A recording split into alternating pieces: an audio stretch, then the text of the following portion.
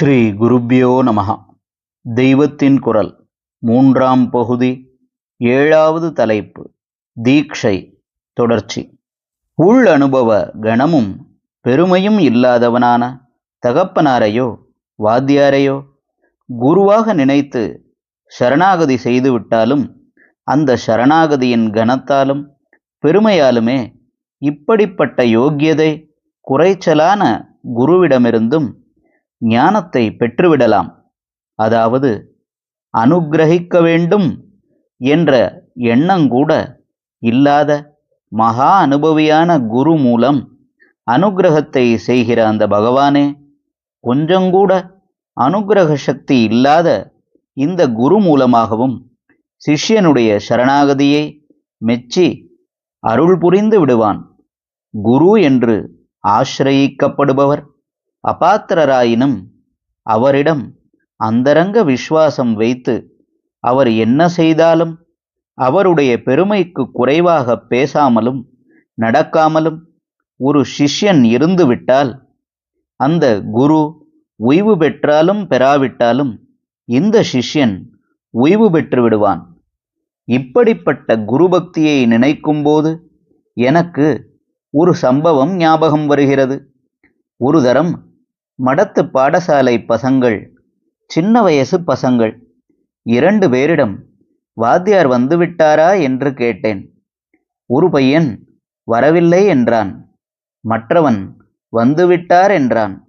அப்புறம் முதல் பையன் சொன்னதுதான் நிஜம் என்று தெரிந்தது. நான் 2வது பையனிடம், ஏன் பொய் சொன்னே, பொய் சொன்னா தப்பில்லையா என்று கேட்டேன்.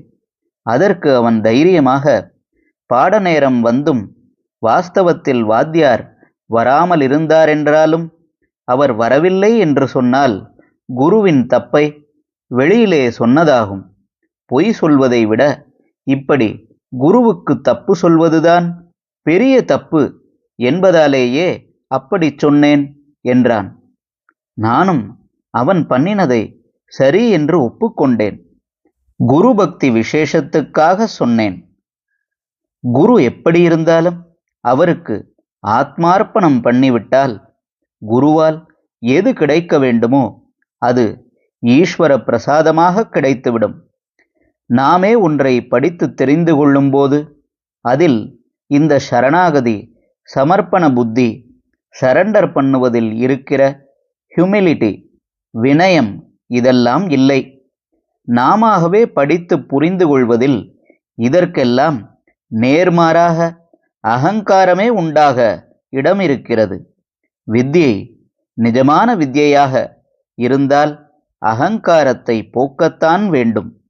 அதனால்தான் தானே ஒரு வித்யையை கற்பது, தானே ஒரு மந்திரத்தை எடுத்துக்கொள்வது, தானே ஒரு புண்ணிய கர்மாவை பண்ணுவது எல்லாம் சாஸ்திரத்தில் விளக்கப்பட்டு குருமுகமாக உபதேசம் வாங்கிக் கொண்டே இவற்றை செய்ய வேண்டும் என்று சொல்லியிருக்கிறது.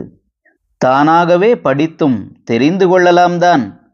ஆனாலும் இந்த அறிவு ஆத்மாபிவிருத்திக்கு பிரயோஜனப்படாது என்பதை ஒரு உபமானத்தால் சுரீல் என்றே மனசில் தேய்க்கிறார் போல சொல்லியிருக்கிறது.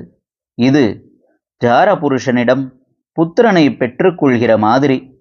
புத்திரன்தான் என்றாலும் அவன் வைதிக கர்மா எதற்கும் உதவாதது போல என்று.